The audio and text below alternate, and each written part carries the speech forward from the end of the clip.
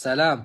في دراسة لمعامل الجينكو سولر كتير مهمة ولازم ناخد منها العبر. تعال نشوفها سوا.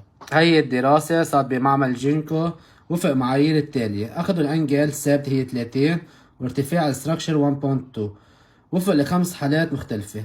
لقوا بحالة الأولى إذا كان في عنا حالة تلج وهي في بعض المناطق اللبنانية عنا، لقوا إن انعكاسها هي 80%، وهيدا بشكل كتير افشنسي عالية على الألواح، يعني فعالية أكتر.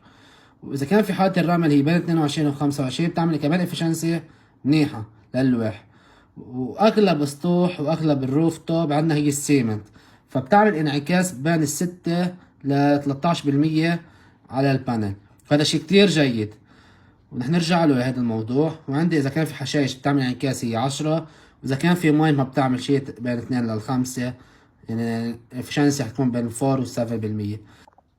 اللي بنستنتجه من هالدراسة ضروري كتير نستفيد وحرام نضيع الافشنسي اللي بيصير من خلال انعكاس الأسطح، وخاصة إذا كنا عم نعملها على الروف توب على السطح البناء.